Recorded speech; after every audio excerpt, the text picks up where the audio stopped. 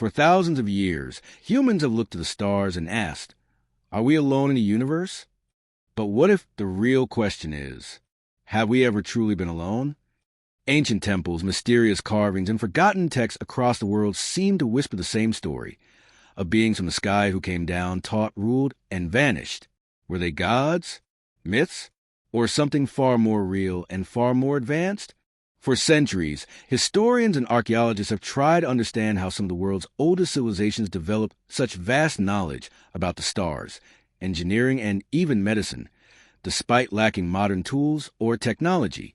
But when we examine the ancient world through the lens of the Ancient Astronaut Theory, a very different picture begins to emerge, one where early humans may not have been entirely alone in their advancement. The clues, it seems, have been right in front of us all along, buried in texts, etched into stone, and passed down to mythologies that speak of gods descending from the sky, bringing with them knowledge, power, and mystery. Take the Sumerian civilization, often credited as the world's first organized society. Dating back over 6,000 years, their cuneiform tablets describe powerful beings called the Anunnaki, celestial gods who came from the heavens to earth and played a role in creating mankind.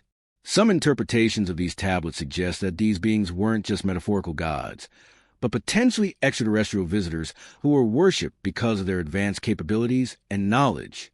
According to certain translations, the Anunnaki arrived from a planet called Nibiru, and their involvement in human genetics and labor is mentioned in myth-like language that raises eyebrows even among modern researchers.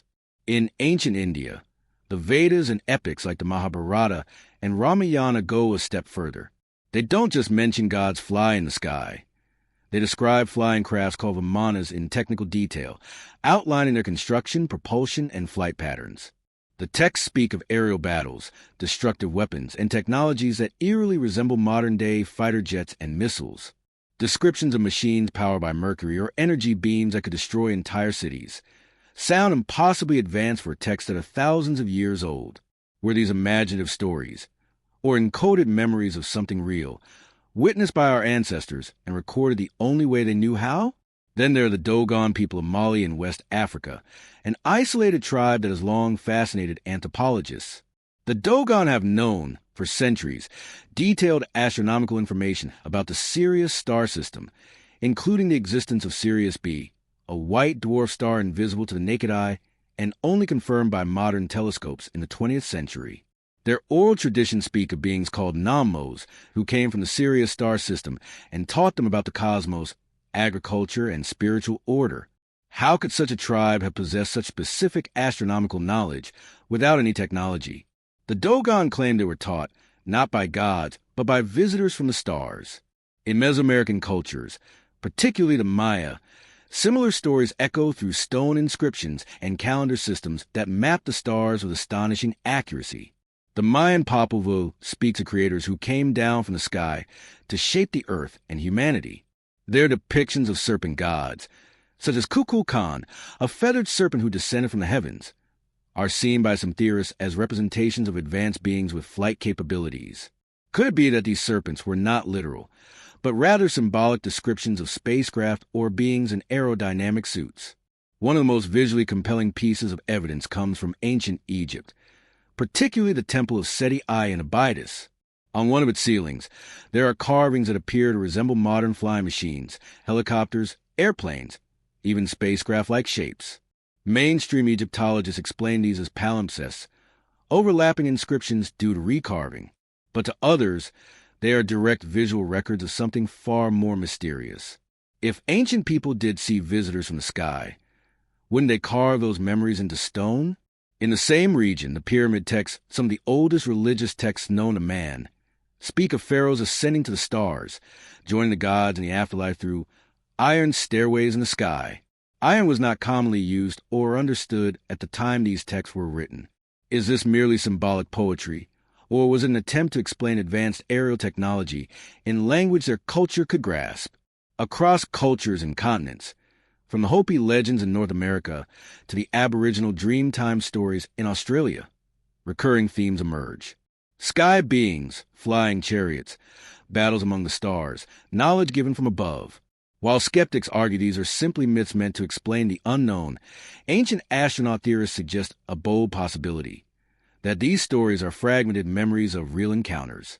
If early humans really were visited by intelligent beings from another world, the best way they could preserve such experiences would be through the storytelling tools they had, carving them into temples, weaving them into religion, and encoding them in myths. In a time before science, anything advanced would appear godlike. But now, with our modern understanding of space and technology, it's worth asking: were these ancient people trying to warn us, inform us, or simply preserve the truth for a future generation that might finally understand what they saw? These ancient texts and artifacts don't just tell us about the past. They whisper about something far bigger, hinting that the history we've been taught might only scratch the surface of what really happened on this planet. From the towering pyramids of Egypt to the perfectly aligned megaliths of South America, ancient civilizations achieved architectural and scientific marvels that continue to defy logical explanation. These societies, which supposedly had no access to modern tools, electricity, or even a wheel in some cases, managed to build monuments with such precision that modern engineers still struggle to replicate them with the same accuracy. This opens up a provocative question: how did they do it? And more intriguingly, did they have help? The Great Pyramid of Giza, for example, is not just an awe-inspiring tomb. It's a feat of engineering brilliance. Weighing over 6 million tons and constructed from millions of limestone blocks, some weighing up to 80 tons, the pyramid is aligned almost perfectly with the cardinal points of the Earth. The base is nearly a perfect square, and the deviation in side length is less than a fraction of a percent, a level of precision that baffles modern architects. Without advanced tools or surveying equipment, how did ancient Egyptians accomplish this over 4,500 years ago? Some theorists argue that such accuracy hints at either lost technology or outside influence. Similarly, in South America, the ruins of Pumapunku in Bolivia pose an even greater mystery. Massive stone blocks are carved with near machine-like precision, featuring perfectly drilled holes and interlocking joints so tight that not even a razor blade can fit between them. Some of the stones weigh over 100 tons and were transported from quarries miles away, all at an altitude of 12,000 feet. The local Tiwanaku culture, though sophisticated, had no written language or metal tools that we know of, raising serious doubts about how they could have created these structures without assistance. Could they have been following the instructions, or working with beings possessing knowledge far beyond their own? The Nazca Lines in Peru offer another puzzling case. Spanning hundreds of square miles, these giant geoglyphs can only truly be appreciated from high above. The figures, depicting animals, humanoid shapes, and long, straight runways, have led many to speculate about their purpose. Were they ceremonial, astronomical, or navigational? Or were they visual markers designed for those viewing from the sky? The scale and precision suggest that their creators had a clear understanding of geometry and aerial perspective. If they couldn't fly, how did they design these massive artworks with such symmetry? Further east in ancient India, the construction of temples, such as the Kailasa Temple in Ellora, continues to astonish modern engineers. This massive structure was not built stone by stone, but rather carved downward from a single mountain, an estimated 400,000 tons of rock removed by hand, without disturbing the surrounding stone. The precision of the carvings, the symmetry of the design, and the scale of the accomplishment make it one of the most mysterious feats of ancient engineering. Some have described the temple as impossible architecture, suggesting it would be difficult to reproduce even with today's machines. This again raises a question: were these ancient builders operating with knowledge that came from somewhere or someone else? Another mind-boggling example comes from the ancient city of Baalbek in Lebanon. The Temple of Jupiter, in particular, contains some of the largest stone blocks ever used in construction. The famous Stone of the Pregnant Woman weighs over 1,000 tons. Mainstream archaeology still debates how such colossal stones were transported, lifted, and placed with such precision. The Romans, who later built upon the site, had advanced engineering, but there is little evidence they were responsible for the original foundation blocks.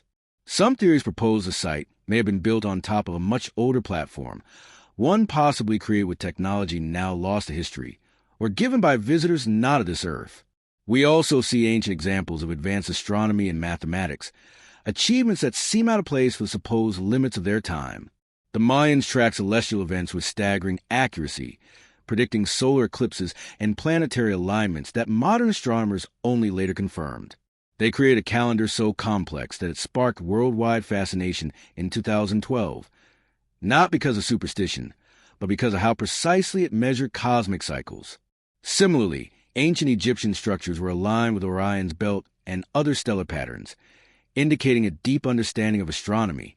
How did they learn these patterns with no telescopes? One cannot ignore the tools, or the lack thereof. In Egypt and Peru, granite and diorite, some of the hardest stones on Earth, were carved with such finesse that it suggests the use of tools far stronger than copper or bronze, which were supposedly the only materials available. Drill holes in solid stone, cut marks resembling laser precision, and smooth, polished finishes exist at a scale that hints at lost or foreign technology. This has led many to believe that what we think of as primitive civilizations may have had access to technologies not of this world, or perhaps inherited them from beings who visited long before written history began. These technological anomalies aren't isolated incidents. They're global, across continents and cultures that supposedly had no contact with one another. Similar feats and techniques appear. From Egypt to Easter Island, from Angkor Wat to Stonehenge, the patterns repeat. Advanced engineering, mysterious alignments, and impossible structures emerge from humanity's distant past. And none of it adds up if we rely solely on traditional historical narrative. What if the reason is not lost human knowledge, but rather shared knowledge, introduced by others who came from the stars? Perhaps ancient man was not alone in his struggle to rise, but was guided, nudged, or even directly aided by visitors whose technology we're only now beginning to understand. Perhaps our ancestors did not invent, they inherited. Ask ChatGPT. Across the vast timeline of human history, art has always served as a mirror of our thoughts, beliefs, and observations. But when we study the ancient world through this lens, something astonishing emerges. Depictions of non-human entities, strange beings, and objects in the sky that defy the understanding of their time. These aren't isolated cases found in a single region or culture. They appear globally, recurring in patterns that raise a deep, unsettling question. What exactly were our ancestors trying to document? In ancient Egypt, the walls of temples and tombs are filled with intricate hieroglyphs and symbolic art. While much of it depicts the daily life of pharaohs or religious ceremonies, some images stand out. In particular, some wall reliefs from temples such as Abydos show figures with elongated skulls, large almond-shaped eyes, and unusual headgear. Even more intriguing are symbols that resemble flying crafts or helicopters, seemingly out of place in such an ancient setting. While scholars suggest these are examples of overlapping inscriptions or palimpsests, others argue they may be stylized records of something the Egyptians saw, something beyond human. The elongated skull phenomenon is not restricted to Egyptian wall carvings. Real skeletal remains with unnaturally elongated skulls have been discovered in multiple ancient cultures, from the Paracas people in Peru to tribes in Africa and parts of Europe. Mainstream science attributes these to cranial deformation, a cultural practice involving binding the skull from infancy. But the question remains, why would so many ancient peoples around the world, who had no contact with one another, choose to imitate a head shape so unnatural?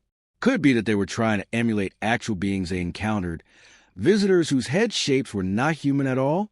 In the Nazca Desert of Peru, enormous geoglyphs stretch across the earth in patterns only visible from high above. While many of these figures represent animals or plants, some are distinctly humanoid, yet with disproportionately large heads, eyes, and bodies. One famous glyph, often referred to as the astronaut, shows a large, waving figure with a round helmet-like head, positioned as if greeting something in the sky. The people who created these drawings lived over 1,500 years ago and had no known method of aerial flight. So, how did they design figures of such massive scale and detail that can only be appreciated from hundreds of feet in the air? And why would they include humanoid forms that seem to be dressed in space-age attire? Similar depictions exist in ancient Mesopotamian art. The Sumerians, often called the cradle of civilization, created statues and cylinder seals showing beings with inhuman features, often with large, staring eyes and unusual garments. Some figures are shown operating what appear to be mechanical devices, or floating above others in positions of command. To the Sumerians, these were the Anunnaki, powerful gods who came from the sky. But if we remove the religious lens for a moment and examine these beings as possibly real visitors, their otherworldly appearance and placement in scenes of teaching or guidance take on a new meaning. Moving to Mesoamerica, the Mayan civilization is filled with carvings and murals that show beings descending from the heavens in rays of light or surrounded by objects that resemble spacecraft. One of the most debated examples is the sarcophagus lid of King Pakal in the Temple of the Inscriptions at Palenque. The central figure appears to be reclining in a complex structure with controls, tubes, and what some interpret as flames or propulsion beneath him, leading many to call it the Mayan astronaut. While mainstream archaeology says the image is symbolic of the king's journey to the underworld, ancient astronaut theorists argue that it bears an uncanny resemblance to a pilot operating a spacecraft.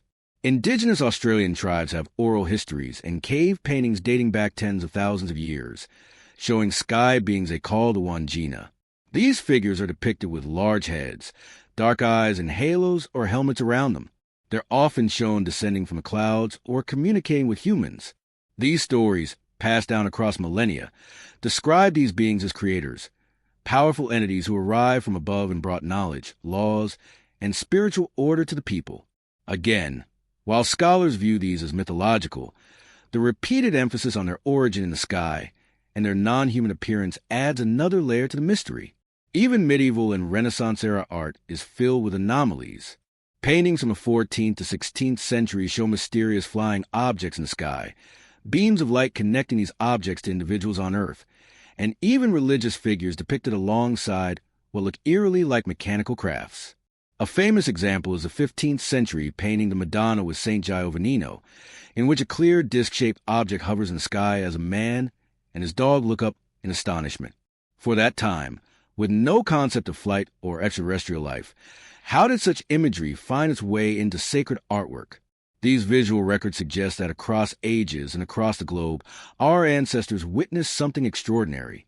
They may not have had the vocabulary to describe it scientifically, so they did what any culture would do. They turned it into religion, myth, and most importantly, art. The consistency of the depictions, humanoid figures with non-human traits, flying objects, beams of light, visitors from the sky, across thousands of years and thousands of miles, begs the question, were all these cultures just imagining the same fantasy, or were they all remembering something real? As we continue to uncover ancient art and decipher the symbols left behind, we find ourselves face to face with a version of history that challenges everything we thought we knew. These aren't just drawings or carvings. They are windows into a forgotten past. A past that may be trying to tell us that we were never truly alone. The theory that ancient astronauts visited Earth in the distant past didn't emerge from a single discovery or a lone researcher's idea. It evolved over time, shaped by questions mainstream history failed to answer.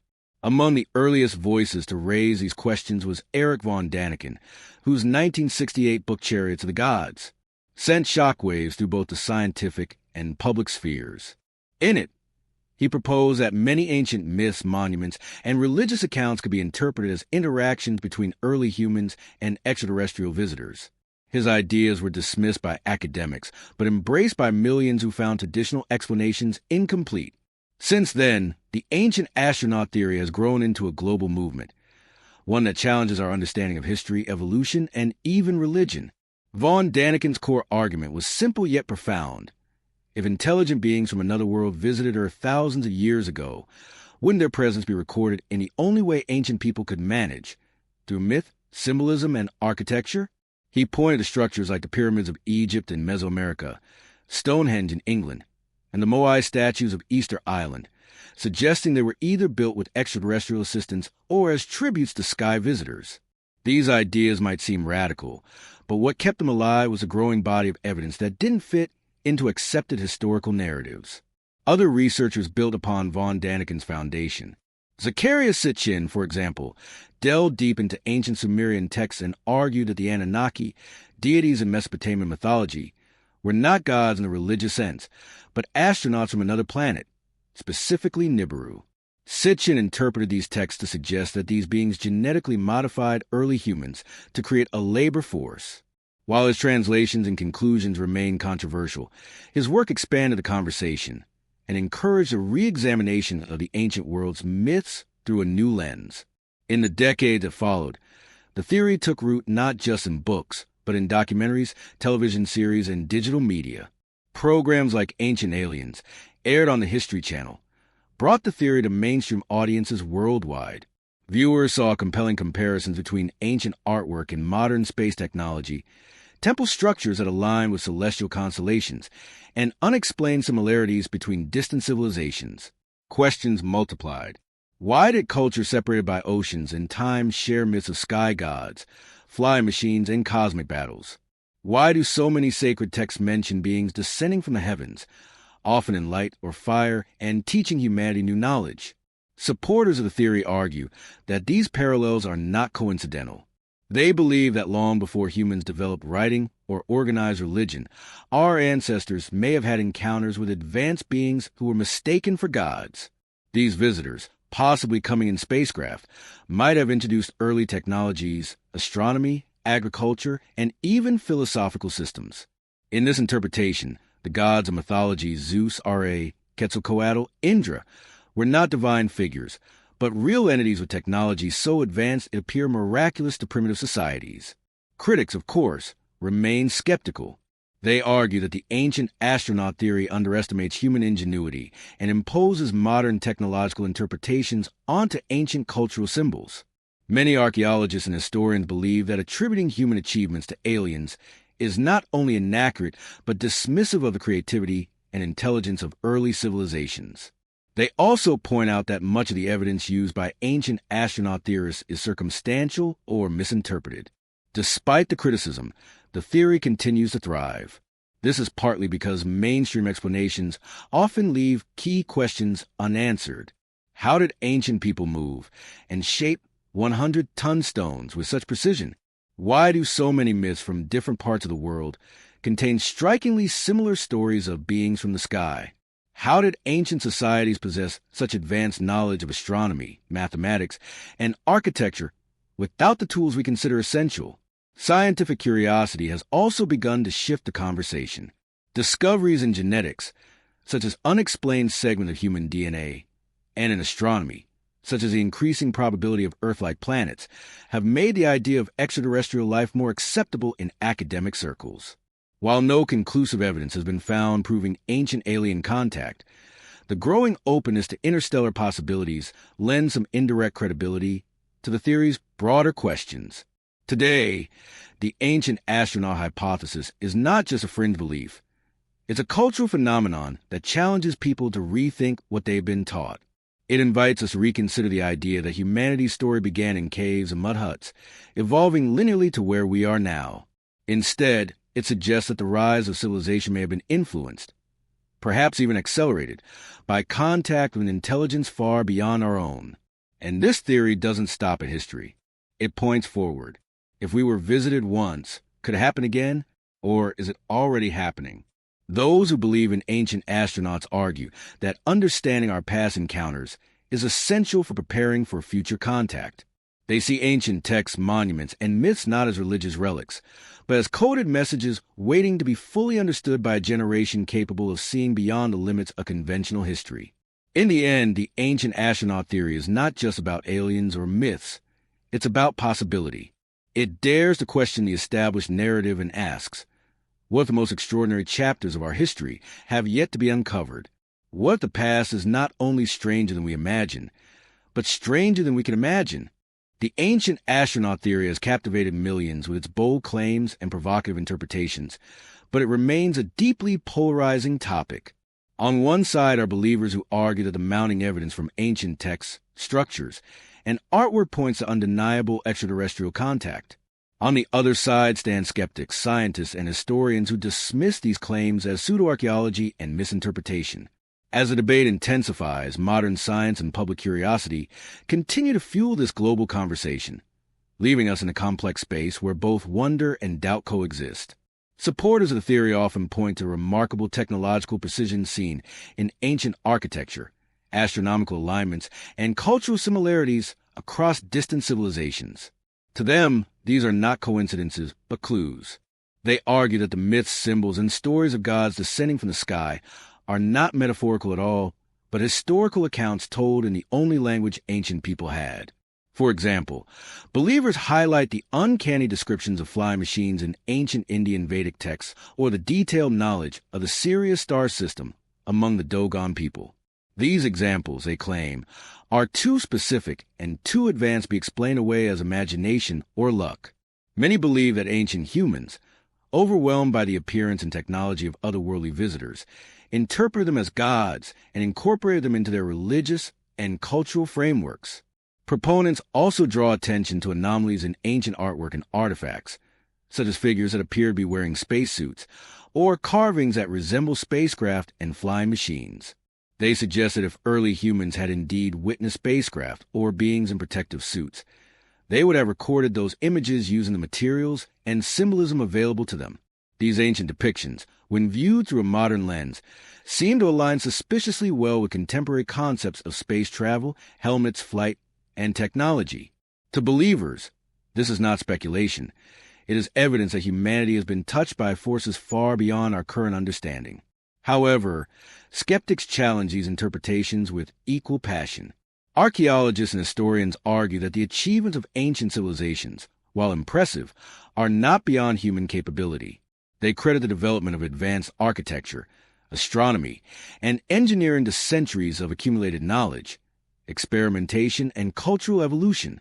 According to mainstream science, aligning a pyramid to the cardinal points or carving large stones with tight-fitting joints does not require alien intervention. It requires observation, planning, and manpower. They warn against the dangers of underestimating the intelligence and ingenuity of ancient people. Skeptics also criticize the way some ancient astronaut theorists interpret religious texts and symbols. They argue that extracting literal technological meaning from metaphorical or spiritual language is misleading. When ancient cultures wrote of gods flying in chariots of fire or descending from the heavens, it was not necessarily because they saw a spaceship. It may have been symbolic, poetic, or visionary. To read these stories as literal historical events is, in the eyes of critics, to misunderstand both the context and the culture that created them. Furthermore, the academic community expresses concern that the ancient astronaut theory can sometimes veer into cultural insensitivity. By attributing the accomplishments of non-Western civilizations to extraterrestrial help, some critics argue that the theory unintentionally downplays or even erases the genius of those ancient societies. To suggest that the Egyptians, the Mayans, or the Sumerians could not have built their monuments without alien assistance can be seen as a form of intellectual colonialism, robbing these cultures of their rightful credit. But despite this pushback, the theory continues to thrive in popular culture and alternative research communities. Part of its resilience lies in the fact that so many of history's mysteries remain unsolved. There are still massive stone structures whose construction methods are debated, ancient texts with undeciphered meanings, and cultural links that mainstream archaeology cannot fully explain. For many, the ancient astronaut theory offers a compelling framework that fills in those gaps, even if it defies conventional logic. Science itself, while not directly supporting the theory, has opened new doors that make the conversation more relevant than ever. The discovery of thousands of exoplanets, some of which lie in the habitable zone of their stars, makes the idea of intelligent extraterrestrial life increasingly plausible. The acknowledgement from governments and military sources that unidentified aerial phenomena, UAPs, are real, though unexplained, adds further intrigue. We are now living in an age where the question, are we alone, is no longer a fringe inquiry, but a serious scientific pursuit. Even as debates rage on, one thing is clear. The ancient astronaut theory challenges people to question what they've been taught. It invites curiosity, fuels imagination, and provokes critical thinking about history, science, and our place in the universe. Whether one believes in its claims or not, it serves an important role in reminding us that history is not as settled as we think, and that there are still mysteries waiting to be solved. Perhaps that's what makes the theory so enduring. It doesn't offer definitive answers, but it does ask bold questions. It urges us to look deeper, not just into ancient ruins and forgotten texts, but into our assumptions about human history, and whether those gods in the sky were real beings or merely symbols of aspiration and imagination. Their presence in our collective memory continues to inspire wonder. If we truly seek to understand who we are and where we come from, we must be willing to explore every possibility, even the ones that seem most impossible. Because in the end, the question isn't just whether ancient astronauts visited Earth. It's whether we are ready to accept that the story of humanity might be far more complex and far more extraordinary than we've ever imagined. What if the myths weren't myths at all? What if our ancestors were trying to tell us something, not in riddles, but in stone, in art, and in the skies above? Perhaps the question isn't where we visited, but rather, are they still watching? If this journey opened your eyes, don't stop here. Backhand Index Pointing Right subscribe to History Vault for more untold stories, ancient secrets, and forbidden truths. Flying Saucer, drop a comment below. Do you believe we were ever truly alone?